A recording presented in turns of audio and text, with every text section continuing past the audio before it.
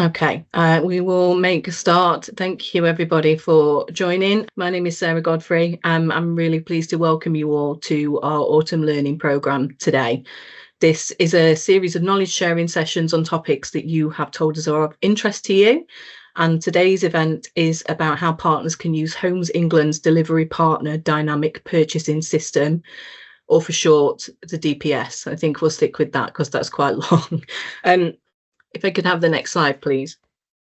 So the Autumn Learning Programme is brought to you by the Local Government Capacity Centre. The centre develops, curates and designs well-structured, accessible offers for local government and their partners to increase capacity and skills, drive regeneration and housing delivery, and create high-quality homes and thriving places. If you could have the next slide, please.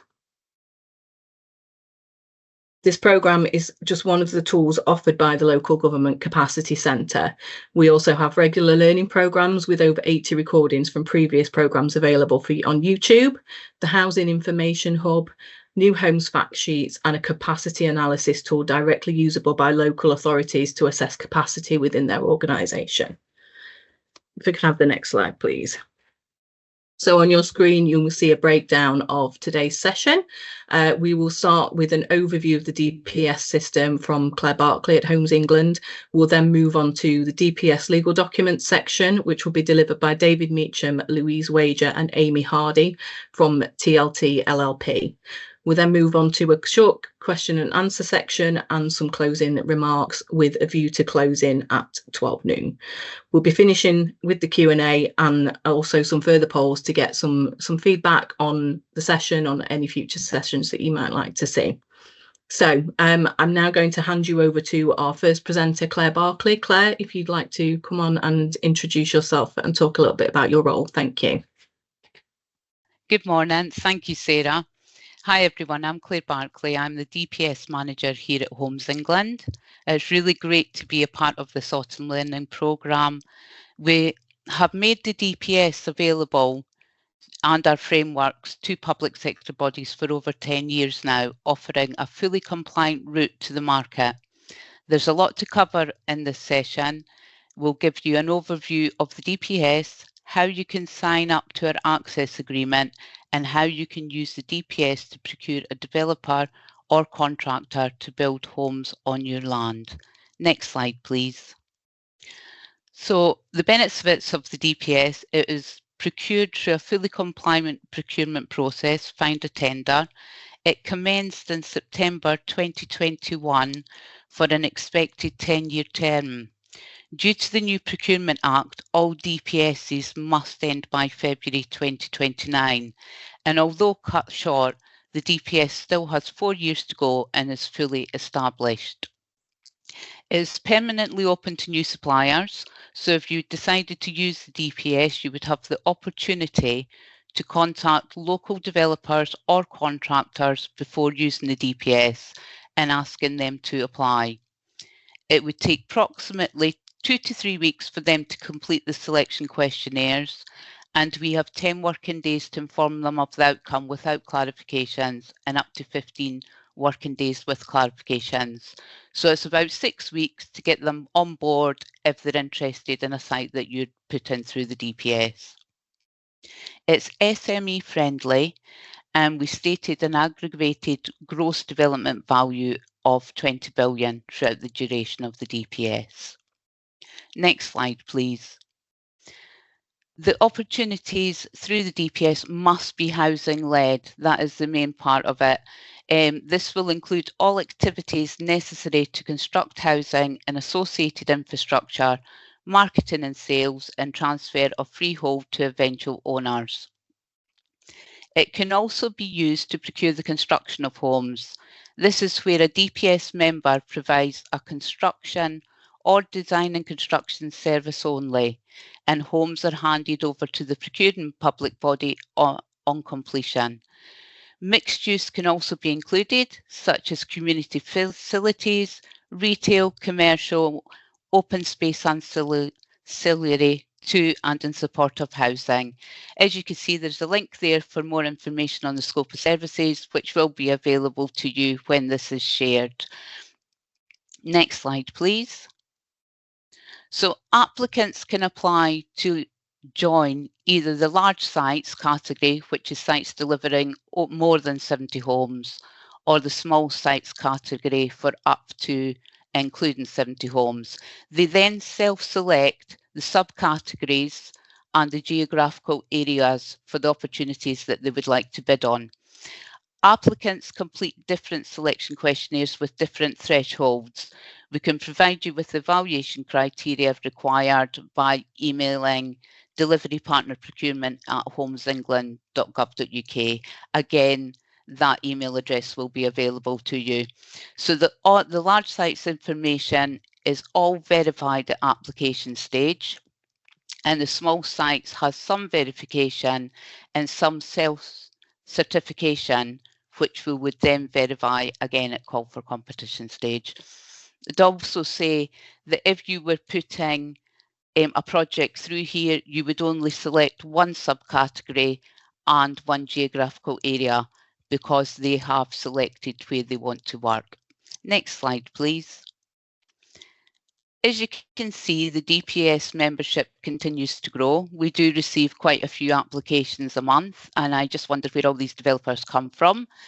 We currently have 110 individual organisations on the DPS, 72 DPS members on the large sites, 79 DPS members on the small sites, 41 of which are on both. 40 of those are self-certified as SME, and as you can see, the SME definition there was taken from the link in the selection questionnaire.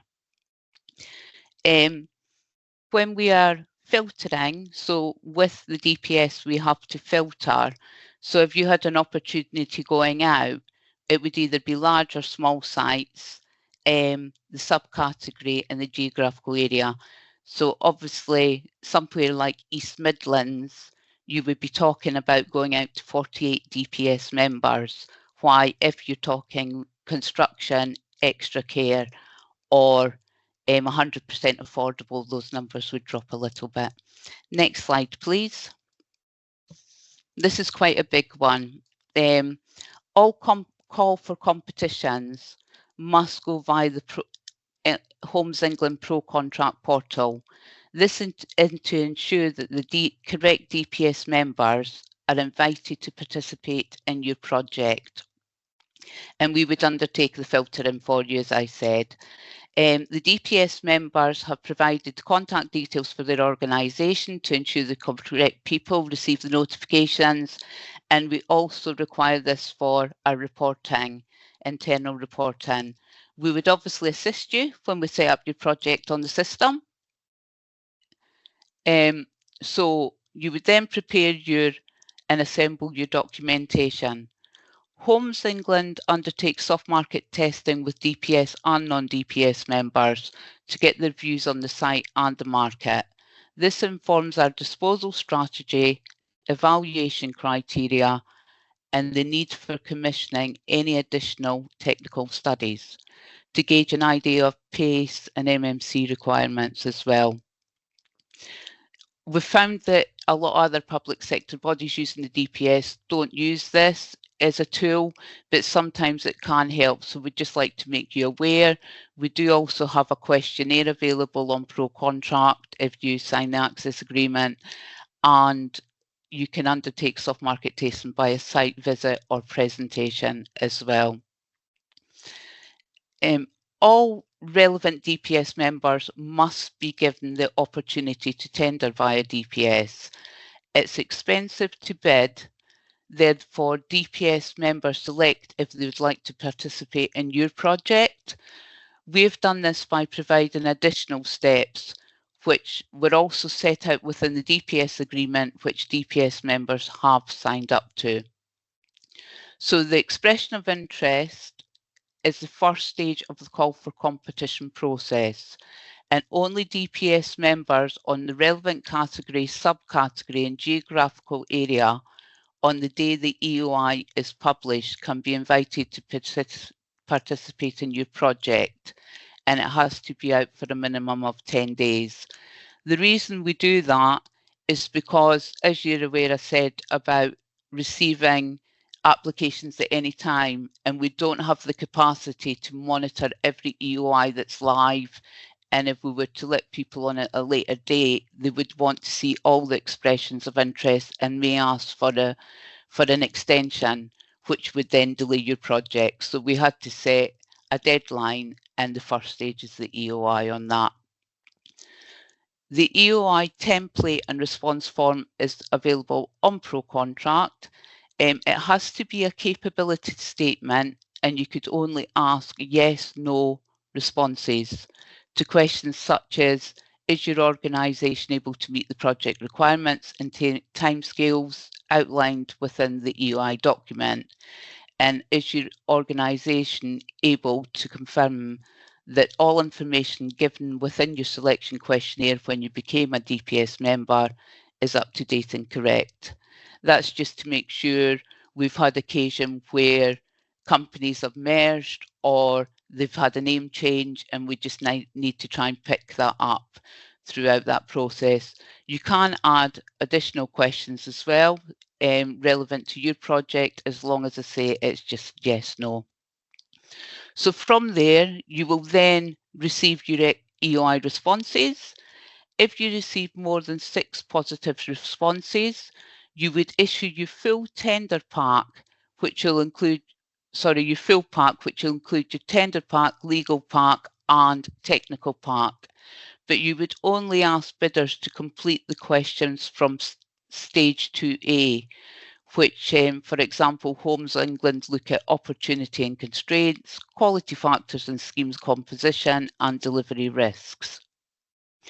You would then receive those responses and evaluate, and Homes England undertake credit risk ratings at certain points throughout the process. I am aware public sector bodies usually only do this on award, but just wanted to make you aware that they can be done at any time in the process that you would like to do that. So if that is required at this stage, you would then notify unsuccessful bidders at the end of stage 2 and invite up to 6 bidders to complete the remainder of the stage 2B submission. Going back onto the screen there, if you receive 6 or less EOIs, we're going along to the right, sorry, again, you would just prepare the documentation and issue your full tender, technical and legal pack and send that out to bidders. Once you've received, the other point that we will do parallel to your call for competition stage 2B is we will undertake a verification stage. So this is the point where we will check all the certification is up to date on the large sites DPS members that they've provided, and that they're still signed up to the Building for a Safer Future registered signatory on there. And for the small sites, anywhere where they've self-certified within their application, we will then undertake the verification. We will keep you up to date to let you know how they're doing on that process as well, just to make sure that if you're nearly ready to award, that you know they've been completely verified before that point. For both scenarios, you would then evaluate the responses, including clarifications where required, undertake a credit risk rating check with your preferred bidder, and issue standstill letters. Once the standstill period has ended, without any challenges, you can go and award your contract and discharge the legal obligations.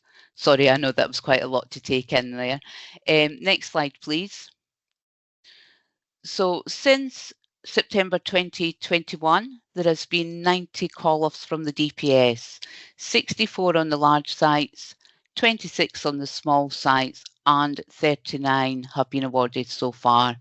73 public sector bodies have signed up to use the DPS, 47 of which are local authorities, 15 registered providers, and the rest are made up from central government, NHS and education providers. Next slide, please. So the tender timescales stated here relate to development projects. The construction timetable could be less, depending upon the information you require bidders to submit.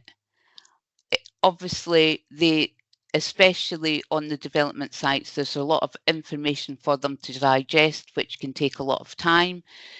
So it's really giving them enough time to be able to take in that information, pass it on to the relevant teams, complete your tender pack and send that in, because you want to get the best submissions that you can. And then next slide, please. So these are the criteria set out within the DPS agreement, which all DPS members signed up to at application stage. As you can see, there is a lot of flexibility. You can go up to 80-20 split, either way, quality or price. The evaluation methodology to be used for your project would be made clear in the ITT. The weightings of the evaluation criteria would vary to suit the nature of your project, with the exact weighting and sub-criteria being used also would be made clear in your invitation to tender. You would not need to use all the sub-criteria listed here, only those that are relevant to your project. Next slide, please. So if you're interested in using the DPS, how you can access it, your organisation would have to complete the access agreement sign-up form, where you would provide the name and address of your organisation and up to 3 contact details for 3 users. Once this has been submitted, you will receive an email with a link to the access agreement, where you would complete the agreement and return it by replying to the message. The users would then be given access to ProContract and all the DPS documentation and templates. The supporting information page here that you'll have a link to provides information for buyers and suppliers. So obviously, if you want to ask developers, contractors to apply, you will be able to link them to this page. Also on this page is a list of DPS members. I'm afraid I wasn't able to share the full list with the geographical areas and categories, as there's so many of them. We don't really like sharing them out that often because, as you're aware, the DPS membership can change at any time, so it's out of date very, very quickly. But if you are looking to go out to a site now and would like that prior to signing the access agreement, we can provide it. That's the end of my presentation. We'll now hand you over to David Meacham from TLT, who will take you through the call-off contracts for the DPS. Thank you very much. Okay, great. Thanks very much for that, Claire. Good morning, everybody. So as you'll see from the slide, and as Sarah mentioned at the start of today's session, I'm David Meacham. I'm a partner at TLT, and I head up the National Housing and Regeneration team. I'm joined today by Legal Director Louise Wager and Managing Associate Amy Hardy, and we're obviously delighted to be here today to support the Autumn Learning Programme, to share our experience and also some knowledge of the legal side of using the DPS. Next slide, please. So what we're going to cover off today is a brief summary of the characteristics of the documents that are used on the DPS for delivery of these residential schemes, either by Homes England or by public sector bodies, so all of you, in the delivery of what you need to be delivering. And you'll see from the screen that we've got a number up there. We've got an agreement for lease followed by a building lease. We've got an agreement for lease followed by building lease light. Both of those will be covered off by Louise. We've then got a development agreement, and I'll touch on that. And then we've got works contracts, so JCT and NEC suite, although they are in standard template form. And Amy will cover that. So without any further ado, I will hand to Louise. And could we have the next slide, please? Thank you, David. Hello, everybody from me. This is going to be a bit of a whistle-stop run through of these documents because they are big documents and they do contain a lot of detail. But what we've done is we've picked out the main characteristics so that you can hopefully understand more about the DPS and the benefits that the DPS brings. It's going to, as I said, it's going to be a bit of a whistle-stop tour. These are boilerplate documents, so they are standard documents. So the idea is that you should have, therefore, less negotiation, and that they should be more of a, it should be more of a streamlined process. That is the idea of it, and that is where one of the benefits come in. David and I will be running through the advantages and the disadvantages of these documents as well separately. But to start off with, I'm just going to give you a bit of a flavour of each document. So first of all, the agreement for lease. This is going to be something that you're all quite used to seeing because it's a sort of standard document that you would have for any development disposal. The benefit with the DPS agreement for lease is that it has standard conditions in, which are nicely, clearly drafted, working to condition satisfaction dates. It gives you that certainty from the outset. Of course, you can add other conditions to the agreement for lease. It's not fixed. You don't have to just have those. And equally, there's no reason why you couldn't remove some of the conditionality if you don't need them. So whilst these are boilerplate documents, you do still have the flexibility. The benefit is that you attach these documents to your tender pack that Claire was referring to. So anyone bidding for your site has full information from the outset as to the documents that you are asking them to sign up to. So typically an agreement will have conditions around planning, funding, securing an RP for the affordable housing. That is the sort of standard stuff. You might have something in there about a title matter or, ground conditions, abnormality, that sort of thing. It has various obligations within the agreement, clause 4, which sets out the timings to which the developer must work to in order to procure the planning. Now, typically when David, Amy and I are working on sites for Homes England, the timing, we would normally, have an outline planning and we're looking to the developer to procure the reserved matters approval. However, that being said, it could be outline, it could be full, or it could be for an RMA. Again, that is the flexibility that the documents bring. They're not set in stone around what you can and can't do. You've also got a mechanism within the agreement for lease that you can apply overage. So if you're going out for a site that you thought you were going to get one developable area, but the developer was able to increase that, there's a mechanism which will increase the price. And it's all set out there, already drafted, very simple, straightforward, against a square footage cost, against the actual square footage cost of the developable area, increases the price. So that's quite a useful drafting clause to have. And the other thing the agreement for lease does, which you might not be more familiar with, is around the role of the compliance inspector. Now that role becomes more relevant at the time the building lease is taken, but that party is third party and they are responsible for checking the various milestones that are within the building lease. Now that usually is a cost that either comes off the land value or is paid for by the landowner. But the benefit of that is that it brings the milestones to fruition and checked, and ability to extend those, which I'll explain a little bit more through in the building lease. But that's essentially your agreement for lease. Like I say, a document that you're all probably going to be very familiar with, but the benefit with the DPS that it is a document already drafted with general clauses, conditions that you can then work to for your particular development. Next slide, please. So then moving on to the two documents, which I think really are the sort of crucial documents for the DPS. You have both the building lease, which I'm going to run through now, and then the building lease light, which is a document that is more expected to be used by SMEs as a developer than the full building lease. So the building lease has the following main characteristics that you can see on the slide there.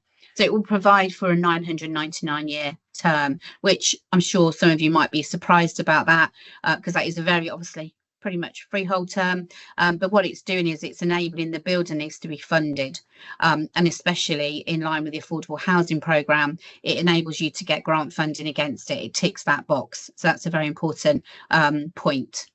It imposes pace. Now this is construction related deadlines, so you have a whole list of milestones, which is probably a better way of describing them. So you'll have a start on site, a target date that the house builder is going to start building, a date they're going to start finishing, and then combined you have a number of dwellings per month for the duration of the development which they must meet. Now, the reason this is very important is it gives you the ability to ensure delivery, which is what everybody wants to see when they're going forward with a development. Nobody wants, especially local authorities and Homes England, who are charged with ensuring that we are getting new housing, that somebody takes the building lease and then stops or doesn't even start and just sits there, and then you have no ability to ensure delivery. What the PACE obligations do is to enable you to do that. And it's twofold in that the developer is signing up to these through their tender. So they are marked on this through the DPS tender that Claire has just explained to you. Then in the building lease, they are also monitored. There is the ability for a developer to seek an extension of them, which I'll touch on a bit later. And they, more importantly, come into fruition if they're in breach and enable you to get your land back. So there is also a default mechanism on breach and also insolvency, so standard clausing. We have step-in rights for any approved funders. So again, these documents are obviously sometimes not seen to be liked by developers' funders, but there are step-in rights. They're already drafted in there for you. They have a mechanism for sublease structure for golden brick, for the RPs and also for PRS operators. As I just said about the PACE, there is the ability to extend any construction related deadline. Now that is where the compliance inspector comes in. So there is a whole mechanism within Schedule 2 of the building lease where a various deadline milestone hasn't been met, and there is a genuine reason for that. We have paragraph 8 and there is a list of about 11 different reasons why these milestones haven't been met. Provided they're signed off by the compliance inspector, then that would enable an extension through the building lease. So then there would be no breach.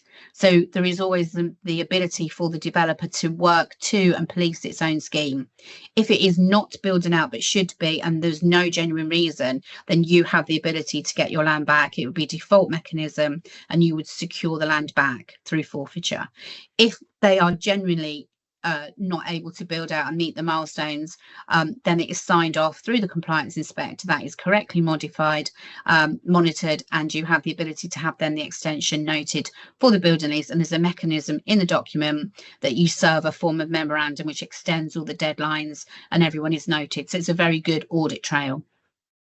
There is also a mechanism within the building lease around transferring the freehold then of each unit built out. Now this could be either affordable housing, commercial retail spaces, or predominantly obviously the market dwellings. So there's a clear schedule for each type of tenure and how that is then disposed of, and the interest in the lease is merged within the freehold to the end purchaser. So it's quite a simple process there.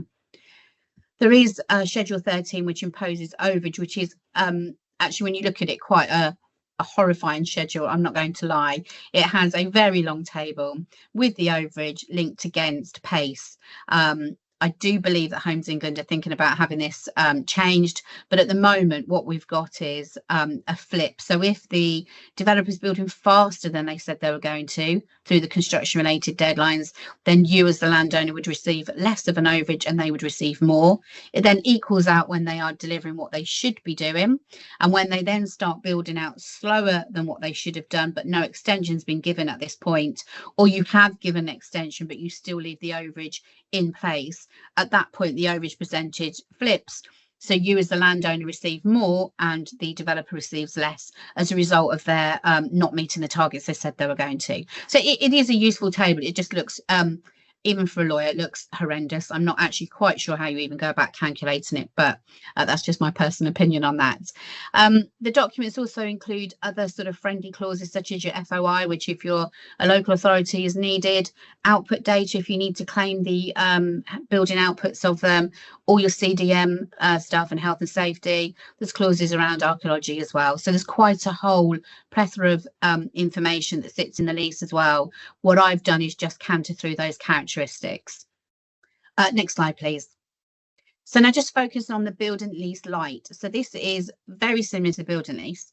Now the difference between this is that if you just use the building lease light and attached all the options to it, you would have a building lease, the same document that I have just cantered through with you at breakneck speed. But what the build and lease light does, and where I think it becomes more of a useful tool, especially where you're dealing with SMEs and maybe a smaller delivery of a site unit, the less than 70 again that Claire mentioned, you can decide how you want to have your development delivered out. Are you looking at pace as being something that you want to ensure, or are you looking to have overage, or neither? So you've got three situations using the build and lease light. You can either grant a very simple interest in land that you own with a start on site date at 3 months and a finish date at, say, 18 months and nothing else. And it will be that they're building out in accordance with the planning permission obtained through the agreement for lease that we spoke about. And you have the schedules post-build that deals with the delivery of each transfer unit to the end occupier. That's a very simple approach. And actually, when I first started working for Homes England many, many years ago, that is really the main document that we started to work on and which formed the DPS documents that we've got today.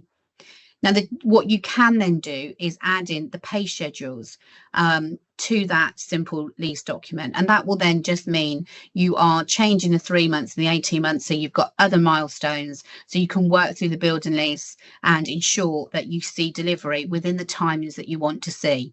So that's quite a useful tool. Or you could have this simple build and lease light and just add the overage in. So you're working to a 3-month start, 18-month finish as a suggestion, but you are invoking overage again on all of the documents. So when you've got no overage, you just have a fixed price for your land and you wouldn't be getting any benefit from any change in base values.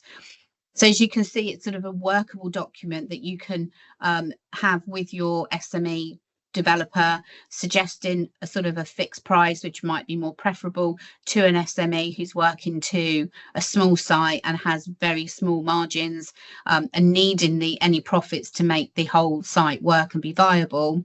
But you as a local authority, say, for example, wanting to ensure that you see the site delivered out, but for a fixed price, then this is where this document really comes into play, the fact that it gives you your flexibility. Now, for all of those three documents, you will add those to your tender pack when it goes through the pro contract at the DPS. So as I say, whoever you're dealing with and going out to through the DPS will have sight of these documents at the outset. So you will have the chance, working with your lawyers, to work through these and decide what you want the documents to look like. But mainly you will be using these boilerplate documents to speed up your process. And if they are used frequently and you use them frequently, then you'll get that familiarity, which again always makes things a lot easier. The more people use these documents that are available, the easier these things become. Next slide, please. David, I'm going to hand over to you now to run through the development agreement. Sorry, that was a real run through, so I hope everybody got all of that. Thanks, Louise. I think probably the key takeaway before I just launch into the development agreement slide is the flexibility of the building lease light, but at the same time, the ability to ensure delivery, which really means that where you're taking out a scheme, if you are wanting to impose pace obligations and you are wanting to really make sure that you are driving performance by the developer, the building lease and the building lease light, both of which are preceded by the agreement for lease, obviously, as Louise has already outlined, really are going to be a key tool for you in taking your sites out to market. The reason why I said that is because on this slide, we talk about a development agreement, and I'm sure a lot of you will be very familiar with development agreements because you'll probably use them all the time. One of the things that Claire Barkley had explained to us in preparing for this session today was the background to the usage by public sector bodies of the DPS and where the stats currently fell in terms of which route they were likely to use. In other words, which document were they more likely to use? And out of all of them, the majority, in terms of these disposal documents, were actually using the development agreement.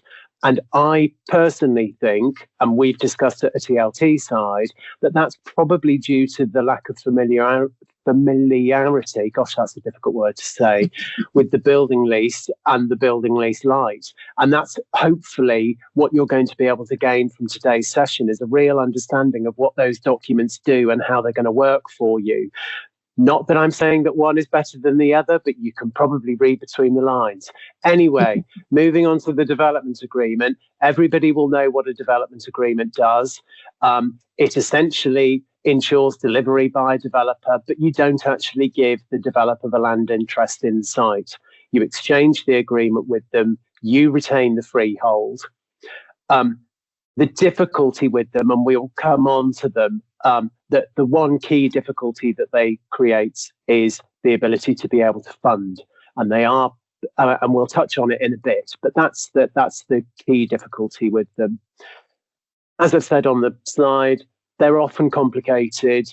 They often have a number of difficult provisions and a lot of difficult negotiations in our experience that are primarily focused on ultimately the scheme that is the subject of the development agreement, which is conditionality. So all of the same kinds of conditionality points that Louise were making in relation to the agreement for lease and the building lease and the building lease light are equally relevant here. Phasing, because you'll often find the development agreement is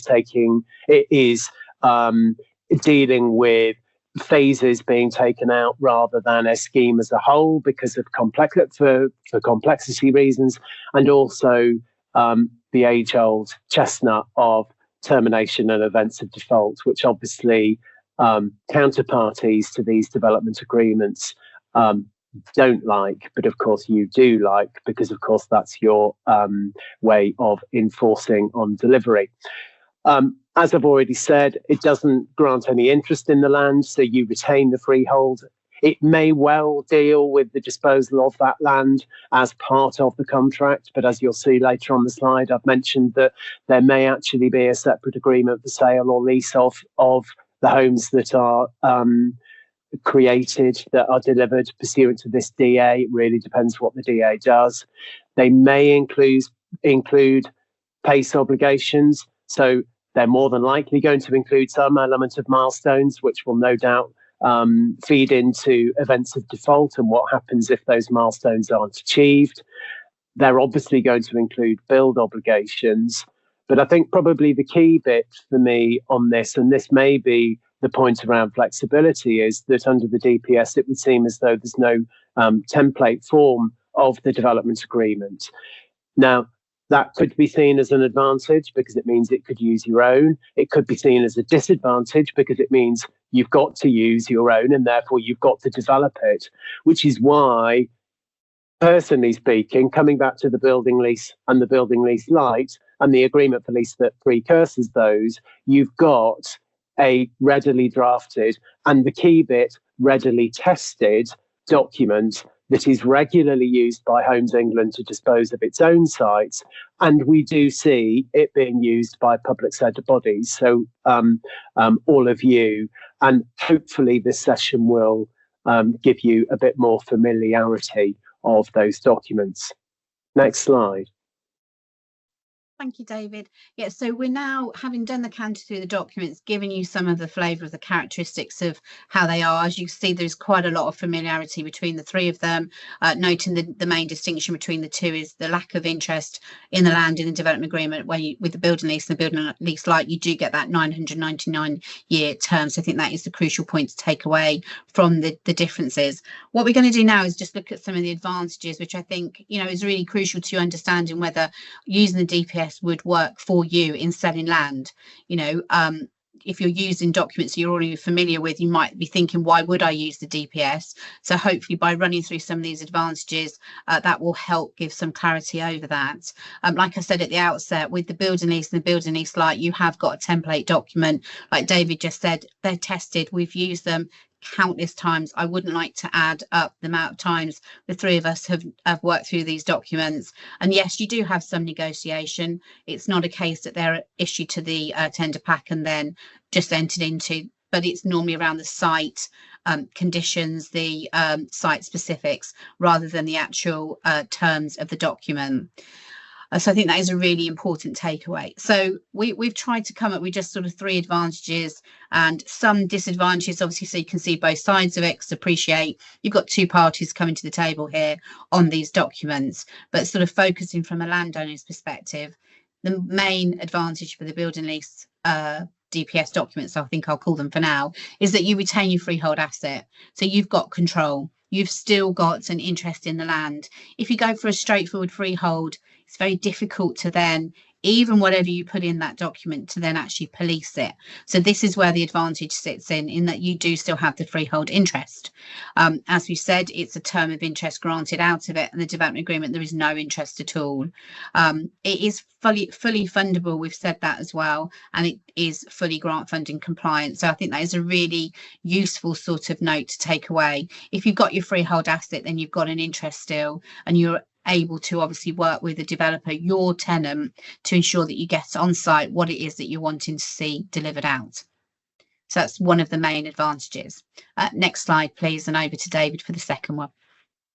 The second one, which is also covering off some advantages, is clearly you're able to impose positive obligations and requirements on the developer, the preferred bidder who you've selected as a result of concluding the competition that Claire outlined earlier on.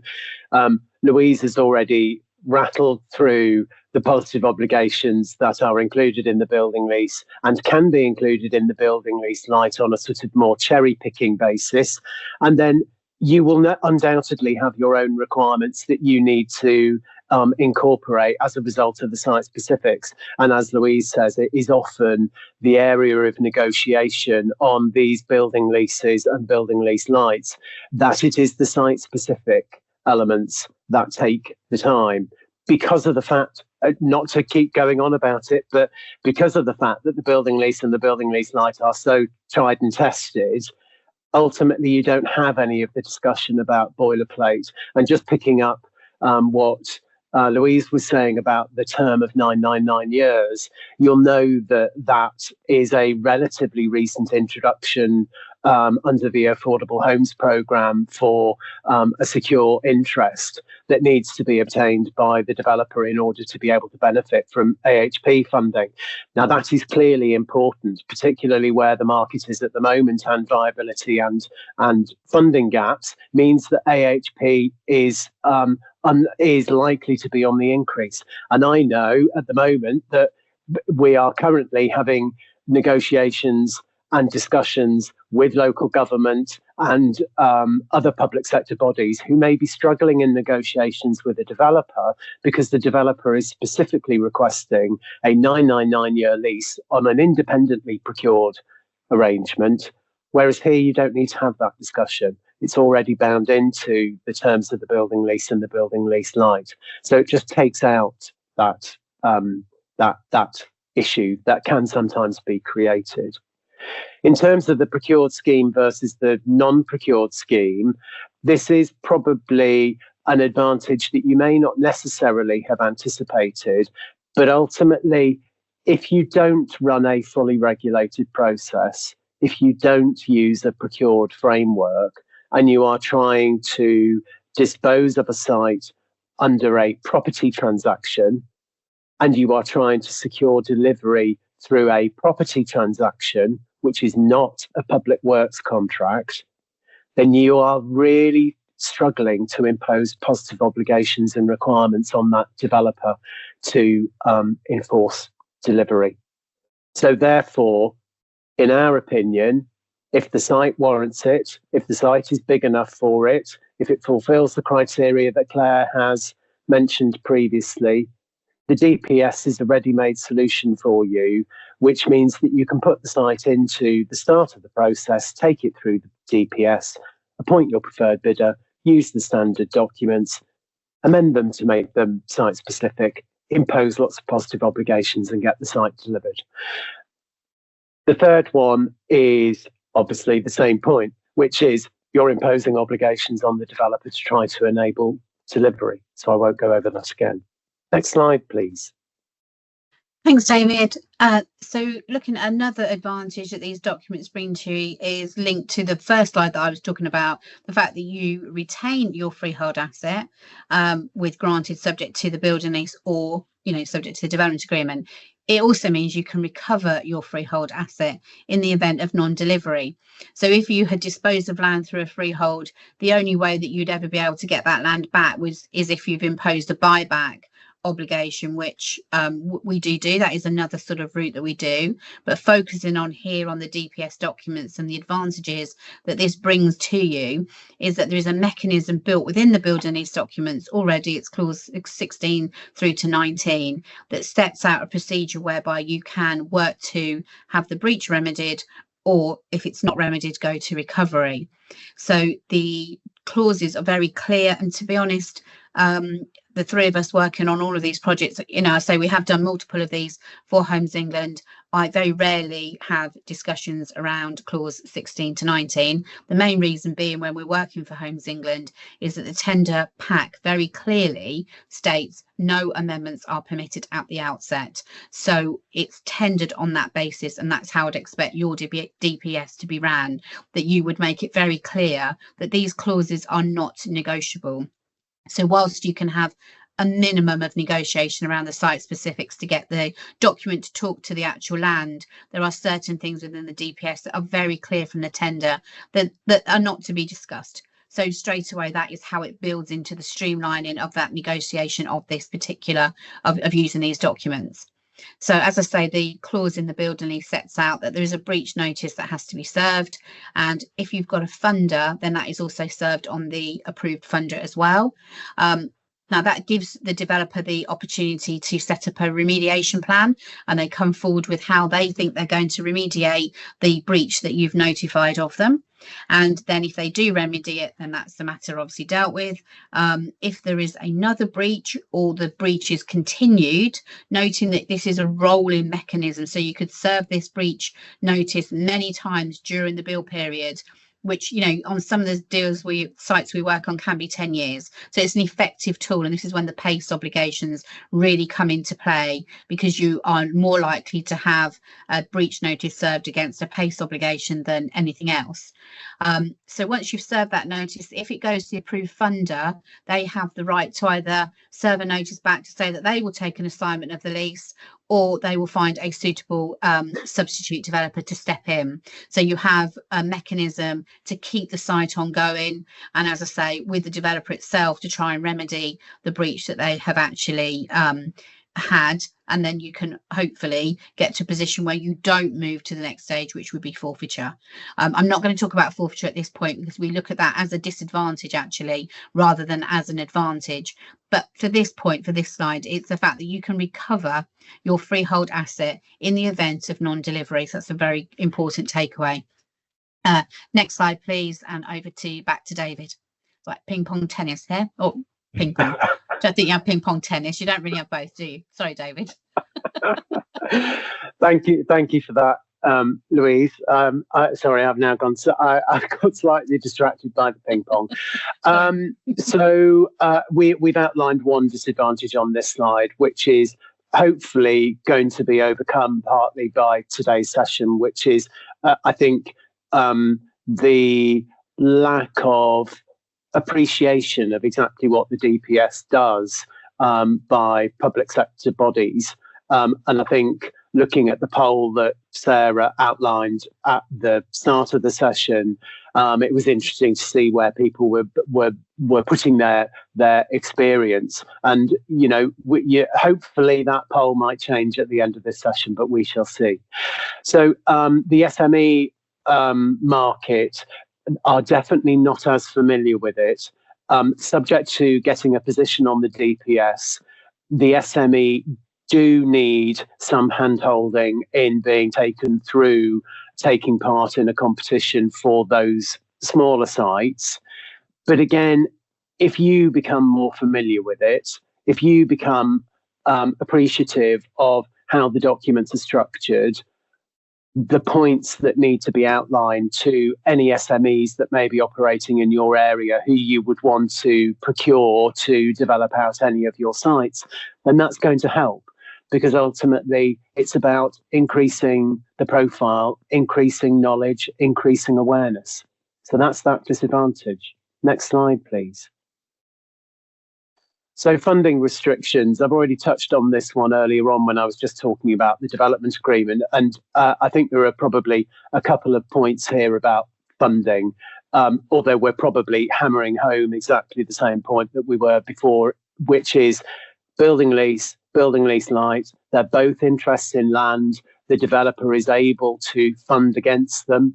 That's not to say that they can't fund against a development agreement, because as we know, probably 10, 20 years ago, when development agreements were probably more prevalent than building leases, banks did take an approach to charging the development agreement itself. Now it is not preferred. And so therefore, by giving the developer that land interest, they're more likely to be able to increase their chances of being able to get project finance for the individual scheme that they are developing, as opposed to a development agreement. The other flip side to that is, do remember, building lease and building lease light do contain approved funder step-in rights. Louise has already outlined them. There are some remedies for the funder, but the funder's position is protected. Next slide, please. And I think back to Louise.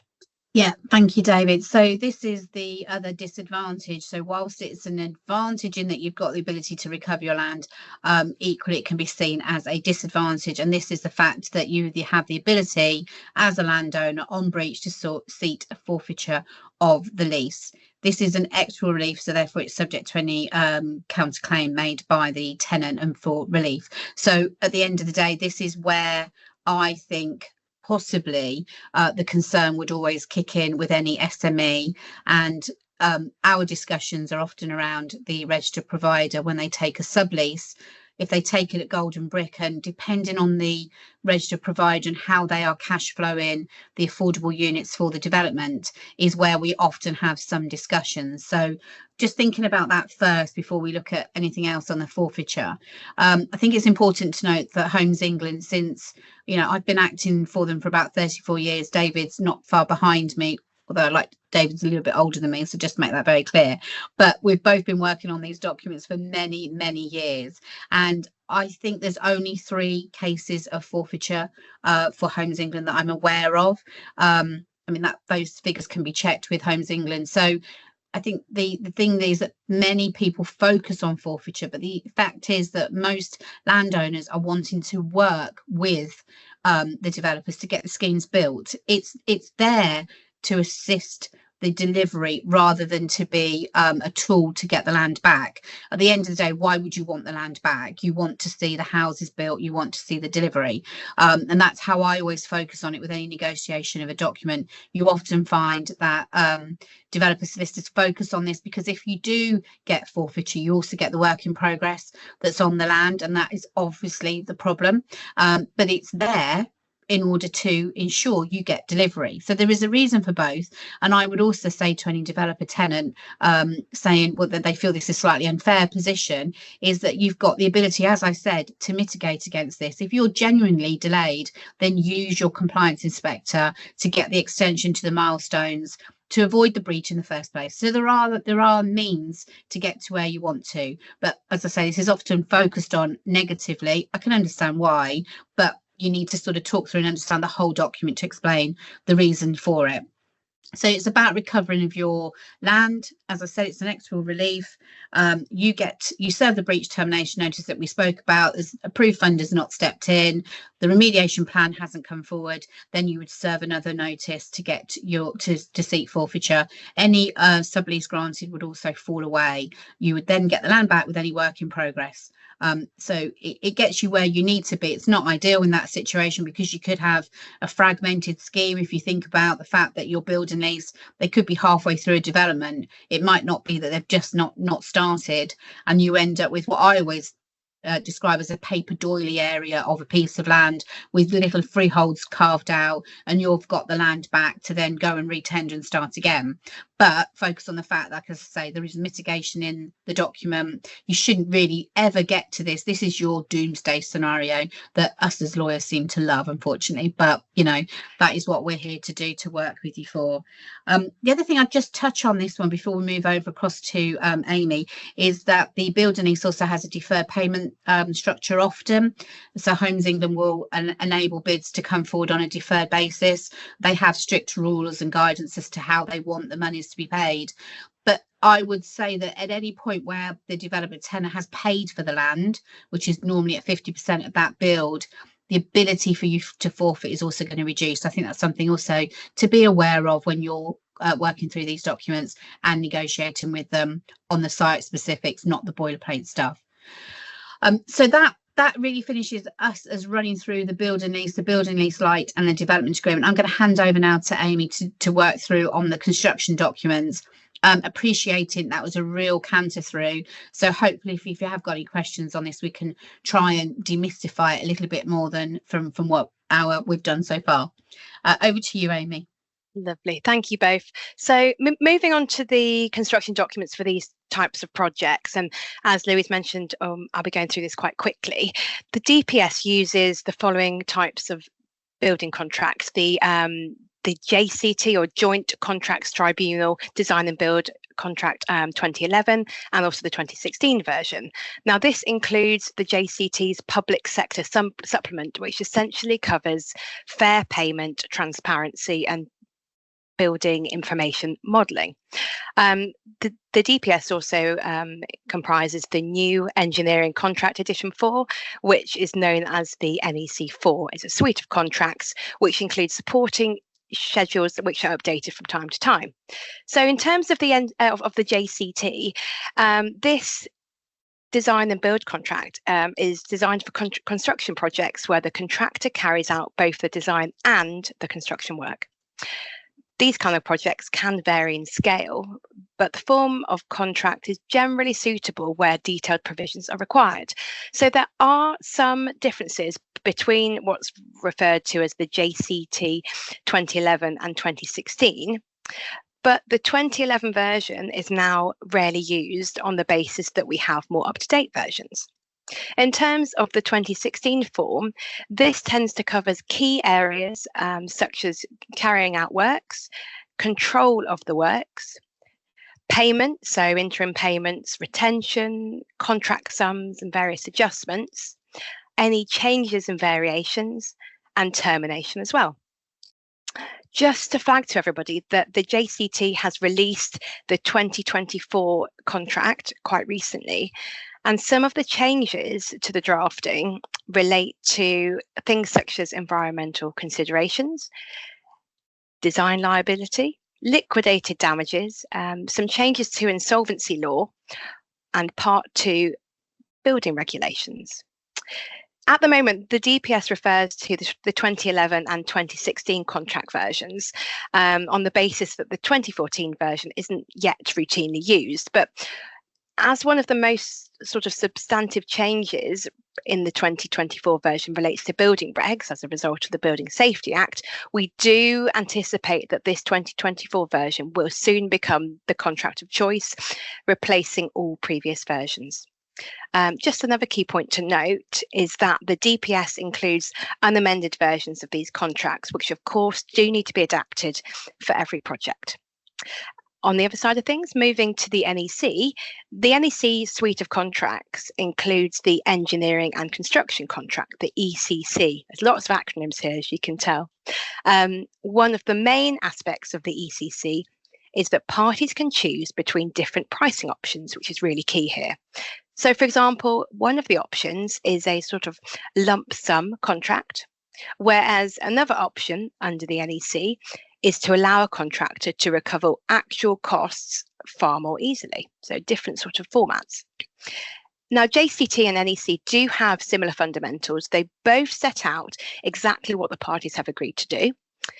Things such as the standard of works required, payment obligations, any compensation for delay, changes to the scope of works and termination, things such as that. I'm going to really briefly focus on the advantages and disadvantages of both contracts. So next slide, please. So whereas the JCT has a more legalistic approach, which values sort of contractual certainty, the NEC is more operational and values flexibility. Turning first to the JCT, in terms of advantages, these include the fact that the market is generally more familiar with JCT. It usually suits traditional projects where stakeholders have clear roles and carefully defined responsibilities. The contract administrator or employer's agent is a third-party overseer who is primarily focused on payment administration and procedures under the contract. And risk allocation, this is key, is at the point of entering into the contract. So generally, the JCT assists employers who wish to have a greater level of control over a project. Next slide, please. Now, looking at some of the disadvantages here, and just to reiterate, the DPS refers to the 2011 and 2016 versions only, but we expect the 2024 version to become the form of choice. Compared with the NEC, which is more suitable for a wide range of projects, the JCT is less focused on project management. It's more legalistic or adversarial than the JCT. Again, you can decide if that's a pro or a con. And the risk assessment is undertaken right at the start of a project, whereas the NEC allocates risk throughout via an early warning register. Next slide, please. So moving quickly on to the NEC, some of the benefits of using this is becoming increasingly more common and is usually favoured by the government for use on public sector construction contracts. Flexibility is favoured in this type of project, in this type of contract, and so it's more useful for complex projects with various stakeholders. For this kind of contract, cooperation is absolutely key. For example, unforeseen ground risks can be shared, and the early warning register is prepared at the start of a project and updated throughout that time. So in summary, if you're well versed and know how to use it, it can be a fantastic project management tool. Final slide for me, please. So some of the disadvantages of the NEC are set out here. Again, comparing the two, NEC can be used for traditional building projects, but generally the JCT is far more often used for traditional, more simplistic contracts. NEC requires more involvement at a risk and project management level, and it's less legalistic and adversarial than a JCT. It does, however, omit important provisions which are found in JCT contracts, such as the priority of the contract documents and clear statements relating to contractors' obligations. So as you can see, each type of project does have its pros and cons, and it really is up to you to work out which suits your type of scheme. I'm going to pass back to David. Thank you. Next slide. That's great. Thank you very much, Amy. A whistle-stop tour of the use of JCT Absolutely. And NEC. And I'm sure a lot of you are already pretty familiar with them. I can see in the chat there were a couple of questions which Amy successfully answered through her presentation around, will it be the 2024 JCT? So hopefully that's answered that question. It's just for me to close from us. In the last couple of minutes before we go into the Q&A. And I just thought it might be interesting for you to know a bit about who we are, because I'm conscious that probably a number of you are on this and don't know who TLT are. We're obviously a law firm. We're a full-service law firm. Louise and Amy and I all sit in the National Housing and Regen team. And as you hopefully can see from our session today, we've got a wealth of experience in advising on these types of transactions, predominantly for public sector, but could be for private sector. We've got a wealth of experience of using the DPS, whether that's for Homes England or for other public sector bodies, but I would say predominantly for Homes England. We are acting for a number of public sector bodies around the country on a number of significant sites, so including the likes of Northstowe out in Cambridge, and others. I won't go through the list because we're running out of time. And so therefore, as you can see from the last bullet point, we really do understand the mindset of the developer, because between the three of us, and there are more of us in the team, we have a wealth of experience and many years of experience of sitting opposite the table and running through all of the issues that we tried to highlight today. Next slide, please. This is just to give you a bit of a highlight as to where we are. I'm not going to focus on it that much. There's a lot of very small writing, and you'll be able to read that at your leisure when this slide deck gets circulated. But you can see that we have really good coverage across all three jurisdictions for the UK. Not many law firms have that. So worth pointing that out. Next slide, please. So in this slide deck, you will find that there are a number of key contacts who are listed setting out their expertise, both in terms of a real estate context for housing and regen, and also in relation to construction for obviously the JCT and the NEC. I'm not going to land on any of these individuals, but if you do read them afterwards, do reach out if you want to. There are contact details for all of us. So if you could move on a few more slides, and we'll just come to the last one, which is this one. And this is just giving you a size of who we are. The only fact that I'm going to land on is the award-winning firm, but then I would do, wouldn't I? But that's particularly to point out that in that little bit of text, it says that we've won multiple industry and legal awards, including Law Firm of the Year at all three major UK legal awards. That's actually now four major UK legal awards, and that's over the last 4 years. So hopefully you can see that we have got that wealth of experience that we keep talking about. And that's the end from us. So thank you very much. I'll hand back. Thank you. Okay, thank you, David, Louise, Amy and Claire. Thank you all for your input. That was really, really interesting. We are now going to move on to a short question and answer section. We've selected some of the most popular questions that have come in. Thank you for all of your questions throughout the session. So if our speakers could pop cameras back on, that would be great, and we'll make a start. So Claire, the first few questions are for you, please. So the first question being, what happens post February 2029? Does this mean that the delivery has to be completed by February 2029, or that the procurement needs to be completed by that time? It's the procurement. At the site, the project has to be awarded by February 2029, but obviously you can build out until whatever time that takes, because as we know, it could take from 2 years to 10, 12 years. So you're still able to continue with the build. Thank you. Great. And another popular question was, is there or are there a minimum number of bids that you have to achieve in the process? No, there's not a minimum number of bids. They obviously, if you went to tender stage 2B and you only got one, they still think they're competing against each other. It would be down to your organisation if you decide that you still want to go ahead with that one bid, or if you think this wasn't the proper route and you have to start again. And you could always contact the DPS members to find out why they didn't bid for the scheme.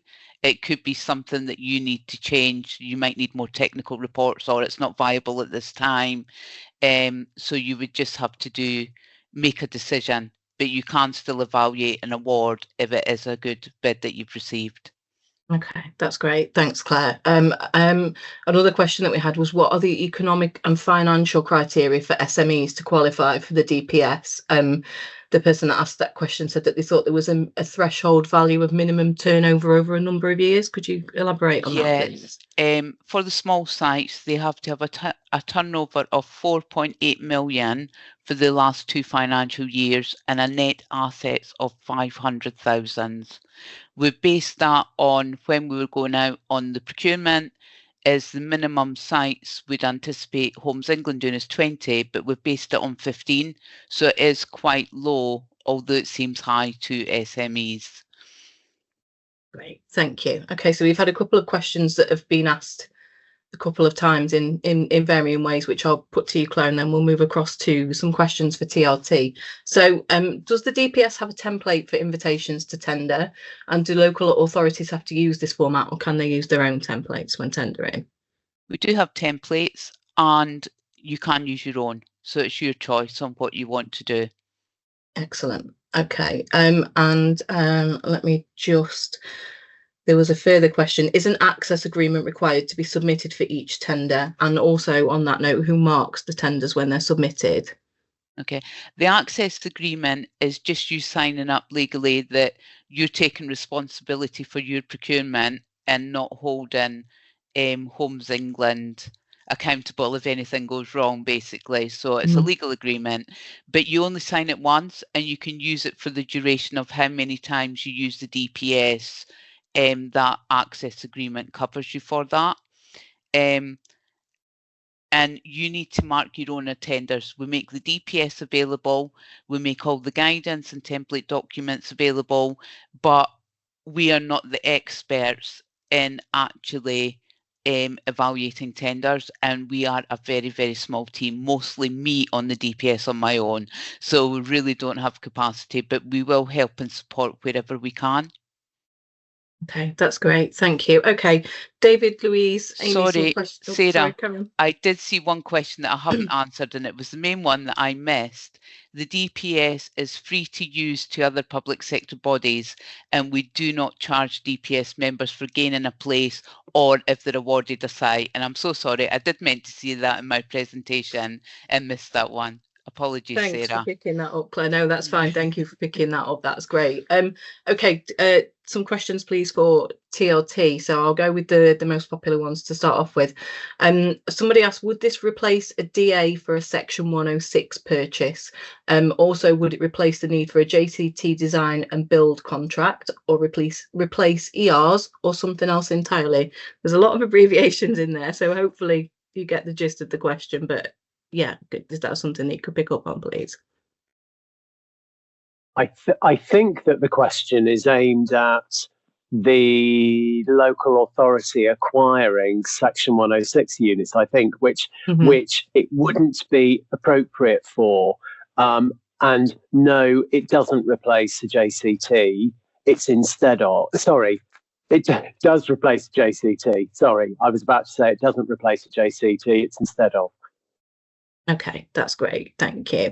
A further question that I think was highlighted again for TLT, for Louise, David and Amy. Can these be used for much larger scale developments of thousands of homes, such as garden and city communities? So not just homes, but employments and also other types of development? Yeah, definitely. I can answer that one. So the documents lend themselves to a small scheme or a large scheme. We predominantly deal with large schemes for Homes England and the new towns as well. They cover non-residential units. So if you've got a site that has housing and often a retirement village, or a commercial hub that's bringing in the retail units, all that sort of thing, employment land, they do cover all of those non-residential units as well. What we often do, our sort of role in this sort of work, is that we amend the documents to cover the site specific. So that is where we get involved more, not on the boilerplate text is around the actual amending of the documents to be fit for purpose for that larger scheme. And the other thing you can do is you can have an overarching agreement for lease and have then multiple developers all drawing down the lease depending on the area. So you can use it for any scheme whatsoever. You just need to sort of amend it to fit your purpose. But we were saying the benefit is you've got the core part of the documents ready. So in short answer, yes. Sorry, long answer was just what I just said. I think the other thing just to add to that actually is there's probably a point around phasing, isn't there, Louise, to think about in the context of granting those building leases. And clearly on a larger scheme, you're more, as I was mentioning earlier on, you're more likely to be involved on discussions of phasing, which may therefore mean that you're having building leases granted over individual phases. But of course, that is very much a site specific that is dependent upon what it is that you're taking out to market. But ultimately, the framework for how that building lease works is set out, but is adapted, as Louise has very rightly said, in the discussions with your lawyers in structuring the transaction at the outset. Okay, great. Thank you. That's great answers. Thank you. Another question that we've been asked is, how long does it take to get to get these agreements in place, and at what stage do you start to draft them? Louise, David, is that something that you can pick up on? Yeah, definitely. I think David, you and I can both Yeah, answer cool. that. So a lot, and Yeah. Amy as well, a lot of our work is done at the minute, like, so for Homes England, using that as the example, we will get involved really early through the whole ITT process. We tend to pull together, obviously, an overview title report for Homes England of their own title, so we know what we're dealing with, and we extract that into an information sheet that supports the whole ITT, and we draft the document. So we will draft an agreement for lease and lease that all supports the tender pack that forms part of the DPS that Claire's been explaining to you. Then that goes out to the obviously it's tendered. Once the successful developer is awarded, we usually have an initial kickstart meeting, and we go through any site specifics and work on that. Now, timetable wise, we are normally working to a very short timetable. For some reason, we seem to have like these thrown at us with 6 to 8 weeks to go, and obviously we rise to the challenge. That's not a problem. Ideally, I would say, if you were looking at this properly, you would be looking that once your successful bidder has been awarded the contract, that you should be getting an exchange for that agreement for lease within a 2 to 3 month period. I would say that would be a reasonable time period. The condition satisfaction date under the agreement for lease is 200 working days, which I believe, Amy will correct me, is about 9 to 10 months. But my maths is shocking. But I believe that's the sort of time period. And then they take the lease, and then obviously you have the bill programme. So they're the sort of timescales you're looking at. If that is helpful. David, sorry, Amy, if you want to add anything to my that all sounds right to me in terms of timescales, and that sort of 9 to 10 month period as well. Yep, all makes sense. Great, thank you very much. Claire, a further question for you, please. We've been asked, can we obtain sight of the legal documents prior to signing up to the DPS so that our local authority legal team can review and consider these? We can do, but I would just hope that we wouldn't be inundated with everybody asking for it, because as I say, capacity trying to send that out. Okay, that's great. Thank you. I think there was another question that I wanted to ask you. Let me just try and locate that. Okay, so we covered that one. So someone had said that we have access to the DPS and the interactive maps, but we're unable to see which providers are in our geographical area or subcategory. Is that something that should be visible? Is that something you could cover off? The map just shows you where your site is, so you know which geographical area you would choose for that. But as I stated previously, we have applications all the time. So if we were to give everybody, send out the Excel spreadsheet showing which geographical area and subcategory they're on, it could be out of date in a few days. So that's why we don't actually publish it. It's not that we wouldn't make it available, it's just it's so much work because it gets updated so often every time someone successfully gains a place. Of course, thank you for that. Okay, some further questions. We're still getting questions coming in, so thank you for those. David, a question for you, if I may. What are the main benefits of these compared with the Section 106? That's one of the later questions that's come in. Yeah, funny enough, I was just looking at that question on the chat, and I was going to mention that. I assume that what this is. Sorry, it says that it's been raised by an attendee, and I assume that what this is in relation to is why go out and procure a development partner when you may be able to rely on the planning powers of the local authority to impose obligations in relation to build pursuant to a Section 106. And I think the distinction here is considering whether or not you are viewing this as the local authority with their planning hat on or the local authority with their landowner hat on. And I know obviously the local authority is the local authority, but what we're talking about here is the local authority as landowner taking a scheme out to be developed by a developer for that landowner for the delivery of residential. And so therefore the landowner is probably going to want to impose obligations that go beyond those that may just be contained in a Section 106 and relied upon by the planning authority. And that will depend on each individual local authority as to how those objectives are aligned as between the land team and the planning team, I suppose. From my perspective, being a real estate lawyer involved in these types of transactions, my clients and those that I'm always talking to are within the land team within a local authority, and we are considering it as to achieving the goals and objectives of that landowning team, which will often go far beyond planning requirements. So it's a bit of a balancing act, to be honest with you, Sarah, but hopefully that's answered the question that was raised. That's great, thank you. A couple of final questions. I'm just conscious of time. So Claire, can any developer be on the framework? Someone has said that their concern is that you're only fishing in a limited pool. So before you go out, can you encourage developers to go onto the framework? Yes, you can. You can contact them and basically give them the link to apply, how to apply to join the DPS, and they can look at all the information and submit their selection questionnaires and apply to join. Perfect, thank you. And David, another question for you, if I may. Is there a fee for users for TLT amending documents to suit any particular tender? Is there a fee by? Yes, there will be, because ultimately, if you wanted to instruct TLT to advise you as a public sector body on the use of the DPS, then yes, there would be fees incurred by us in advising you on that.